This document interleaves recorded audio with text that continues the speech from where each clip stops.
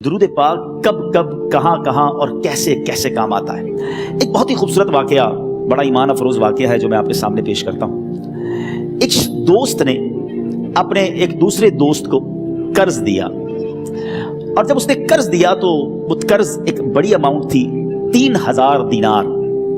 وہ ٹائم آ گیا جب اس ٹائم وہ قرض لینے کے لیے اپنے دوست کے پاس گیا کہ بھائی مجھے میرے پیسے واپس دو، تو اس نے کہا کہ پیسے تو نہیں ہے میرے پاس، میں کولیپس ہو گیا ہوں، بزنس اب میرا ختم ہو گیا ہے، میں تمہاری رقم نہیں دے سکتا۔ اس نے ایک اور ٹائم دے دیا اسے کہ ٹھیک ہے اب اتنے وقت دنوں کے بعد میں دے دوں گا۔ وہ ٹائم بھی گزر گیا، اور جب وہ ٹائم بھی گزر گیا تو اس کے بعد اس دوست نے کہا کہ اب تو پیسے دے دو بھائی، میرا ٹائم پورا ہو گیا ہے، پھر نہ دے سکا ٹائم۔ آخر کار معاملہ جو ہے وہ کورٹ میں چلا گیا، قاضی کے پاس چلا گیا۔ اب قاضی نے جس کو پیسے دینے تھے اس کو بلایا اور کہا کہ بھائی آپ کو اس کے پیسے دینے ہیں؟ کہتا ہے ہاں پیسے تو دینے ہیں۔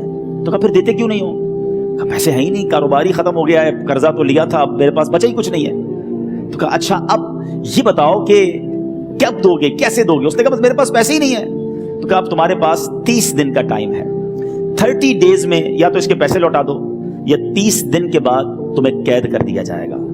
یہ شخص اب گھر آیا، پیسے تو تھے نہیں، مگر شاید علماء نے لکھا کتابوں میں، یہ واقعہ کئی بڑی بڑی کتابوں میں لکھا اور درود پاک کے فضائل کی بڑی بڑی کتابوں میں لکھا، اور اس شخص نے سوچا کہ اس نے ایک حدیث پاک پڑھی ہوئی تھی کہ جس میں نبی پاک علیہ الصلوۃ والسلام نے فرمایا ہے، جس کا مضمون ہے کہ جو شخص پریشان ہو، مصیبت زدہ ہو، اسے چاہیے کہ مجھ پر کثرت سے درود پاک پڑھے، کیونکہ درود پڑھنا مصیبتوں اور پریشانیوں کو لے جاتا ہے۔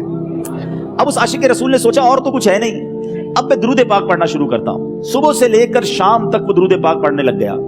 27 دن گزر گئے، only 3 days left، 3 دن باقی تھے قاضی کے پاس جانے میں۔ 27 دن گزر گئے درود پڑھتے پڑھتے۔ جب 28ویں رات آئی تو آنکھیں تو بند ہوئیں، مگر خواب میں اسے ایک آواز آئی، گھبراؤ نہیں، تمہارا قرضہ ادا کر دیا جائے گا، تمہارا مسئلہ سالو ہو جائے گا۔ صبح اٹھتا ہے، درود پاک پڑھ رہا ہے، مگر کہتا ہے یہ آواز سے تو مسئلہ حل نہیں ہوگا، پیغام کیا ہے اسے سمجھ نہ آیا۔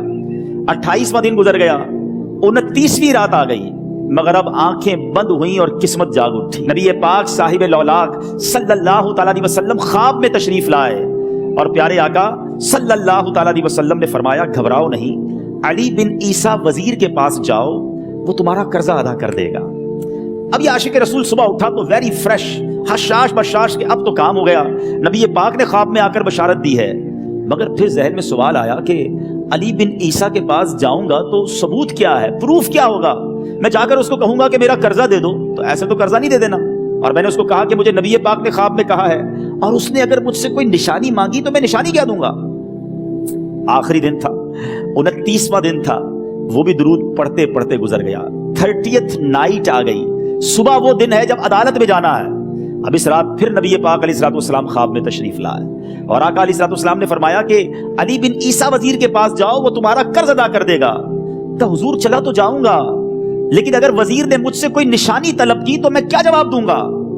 پیارے آقا علیہ الصلوۃ والسلام نے کمال کا ارشاد فرمایا کہ علی بن عیسیٰ سے کہنا کہ تم روزانہ فجر کی نماز کے بعد 5000 بار درود پاک پڑھتے ہو، یہ راز فقط تم جانتے ہو اور تمہارا رب جانتا ہے۔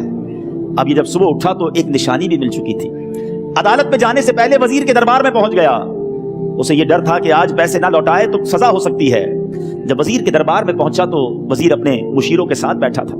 کہا مجھے آپ سے بات کرنی ہے۔ کہا بتاؤ کیا بات کرنی ہے؟ کہا میں ایک پیغام لایا ہوں آپ کے لیے۔ اچھا کس کا پیغام لائے ہو؟ کہا میں نبی پاک جناب محمد مصطفیٰ صلی اللہ تعالیٰ علیہ وسلم کا پیغام لایا ہوں۔ وہ عاشق رسول وزیر تھا، کہتا بتاؤ میرے آقا نے کیا پیغام دیا ہے؟ کہا حضور میں 3000 دینار کا مقروض ہوں، آج آخری دن ہے، اور میرے آقا نے مجھے بشارت دی ہے کہ آپ سے کہوں کہ آپ میرا قرض ادا کر دیجئے۔ علی بن عیسیٰ کہتا ہے کوئی ثبوت ہے آپ کے پاس؟ ہے کوئی دلیل بھی ہے آپ کے پاس؟ میں کیسے مان لوں کہ آپ کو نبی پاک علیہ الصلوۃ والسلام نے بھیجا ہے؟ عاشق رسول کہتا ہے خالی ہاتھ نہیں آیا، میرے آقا نے مجھے دلیل بھی عطا فرمائی ہے، مجھے ایک ایویڈنس بھی دیا ہے، اور پروف یہ ہے حضور کہ آپ روزانہ صبح فجر کی نماز کے بعد نبی پاک صلی اللہ تعالیٰ علیہ وسلم کی بارگاہ میں درود و سلام کا نذرانہ پیش کرتے ہیں۔ جب تک 5000 کا عدد پورا نہیں ہوتا آپ اس وقت تک کسی اور سے بات نہیں کرتے، اور اے وزیر صاحب یہ راز صرف آپ کو پتا ہے اور آپ کا رب جانتا ہے۔ اللہ اکبر، وہ وزیر تو جس کو کہے نا جھوم اٹھا، ایسا عاشق رسول وزیر تھا جو روزانہ صبح 5000 درود پڑھتا ہو، اس کی تو عید ہو گئی نا۔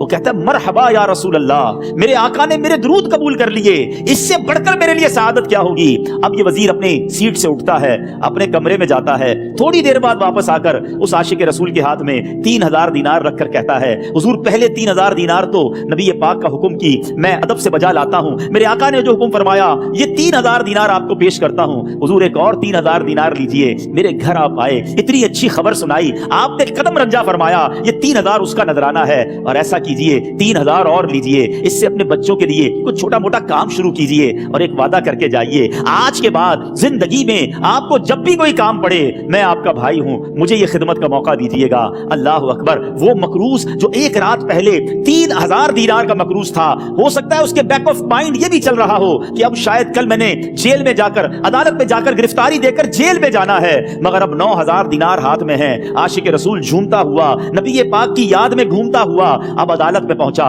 عدالت میں everybody expecting over there کہ آج اس نے آنا ہے اور آ کر کہنا یہی ہے کہ پیسے تو نہیں ہیں، گرفتار کر لو، مگر جا کر اس عاشق رسول نے 3000 دینار جج صاحب کے ہاتھ میں رکھ دیے۔ قاضی کہتا ہے پہلے تو یہ بتاؤ پیسے آئے کدھر سے؟ تم تو کہتے تھے غریب ہوں، تم تو کہتے تھے کاروبار نہیں ہے، ایک مہینے میں اتنی بڑی رقم کا انتظام کیسے ہو گیا؟ سبحان اللہ، اس عاشق رسول نے گویا زبان حال سے یہ کہا ہوگا کہ یہ تو کرم ہے ان کا، ورنہ مجھ میں تو ایسی بات نہیں، اتنا دیا سرکار نے مجھ کو، اتنی میری اوقات نہیں۔ اس نے وہ پورا واقعہ بھری عدالت میں سنا دیا۔ اللہ اکبر، میرے پیارے اسلامی بھائیوں ذرا سوچو پہلے زمانے میں کیسے عاشقان رسول ہوا کرتے تھے۔ وہ جج، وہ قاضی بھی کیسا سرکار علیہ الصلوۃ والسلام کا عاشق تھا۔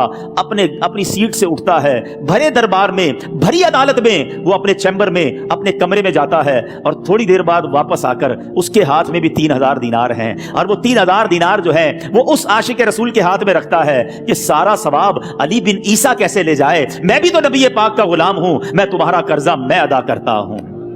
اچھا، اب ایک اور عجیب سینیریو یہ بن گیا کہ جس نے کیس کیا تھا، جس نے دعویٰ کیا تھا، وہ بھی یہ سارا منظر دیکھ رہا تھا۔ کہتا ہے جج صاحب ذرا رکیے، میں بھی اپنے آقا کا امتی ہوں، اور ایک کام کیجئے، قلم کاغذ منگوائیے، اس عاشق رسول کا قرضہ ہی میں معاف کر دیتا ہوں۔ اچھا، اب عاشق رسول نے وہ واپس 3000 دینار جو جج صاحب نے دیے تھے وہ واپس جج صاحب کو دیے کہ حضور یہ پیسے آپ ہی رکھ لیں، قرضہ ہی معاف ہو گیا، اب آپ کے پیسے کا میں نے کیا کرنا ہے؟ جج صاحب کہتے ہیں جو پیسے نبی پاک کے نام پر نکالے ہیں اب مجھے واپس نہیں چاہیے، یہ بھی تم اپنے ساتھ لے جاؤ۔ اللہ اکبر، میرے میٹھے اسلامی بھائیوں، وہ عاشق رسول ایک رات پہلے 3000 دینار کا مقروض ہے، اب 12000 دینار لے کر گھر کو واپس جا رہا ہے۔ اس ایک واقعے کے اندر جو ہم سب کے لیے درس ہے، جو ہم سب کے لیے پیغام ہے، شاعر لکھتے ہیں نا، دکھوں نے تم کو جو گھیرا ہو تو درود پڑھو، دکھوں نے تم کو جو گھیرا ہو تو درود پڑھو، جو حاضری کی تمنا ہو تو درود پڑھو۔ آج ہم بہت ساری پرابلمز میں ہوتے ہیں، یہاں بھی ہو سکتا ہے میرا کوئی بھائی بیمار بیٹھا ہو، کوئی قرضے میں ڈوب گیا ہو، کسی کا کوئی بزنس پرابلم چل رہا ہو، کوئی فیملی ایشو میں ڈسٹرب ہو، آپ کسی بھی پرابلم میں ہیں، خدا کی قسم درود پاک ایسا وظیفہ ہے۔ لوگ بہت سارے وظائف پوچھتے رہتے ہیں، بہت سارے جناب وظائف کے بارے میں معلومات کرتے رہتے ہیں، سچی بات یہ ہے ہر درد کی دوا ہے صلی علی محمد، ہر درد کی دوا ہے صلی علی محمد، تعویذ ہر بلا ہے صلی علی محمد۔ تو خدا را اپنی زندگی میں درود پاک کو شامل کر لیجئے، اور آپ بلیو کریں جب آپ نے کثرت سے درود پاک پڑھنے شروع کر دیے، آپ اپنی آنکھوں سے دیکھیں گے آپ کے پرابلم دور ہو رہے ہیں، آپ کی صحت اچھی ہو رہی ہے، آپ کے قرضے اترنے شروع ہو گئے ہیں، روزگار میں آپ کے برکت ہونا شروع ہو جائے گی، آپ کے چہرے پہ نور آنا شروع ہو جائے گا، آپ کی زبان میں اثر آنا شروع ہو جائے گا۔